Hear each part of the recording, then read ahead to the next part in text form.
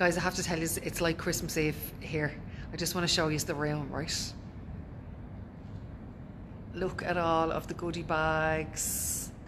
Look at how well everything is laid out. Everything is symmetrical and perfect. All the team are literally outside that door there after working their socks off tonight to have the room ready for tomorrow. We're so excited. We're so ready. If we could stay in this hotel tonight and just be here to soak it all up, we would. But we have to go home and pick up more stuff and bring it back in the morning. I am so looking forward to seeing all of the attendees who were lucky enough to get a ticket. I am buzzing. I don't think I'm going to sleep a wink.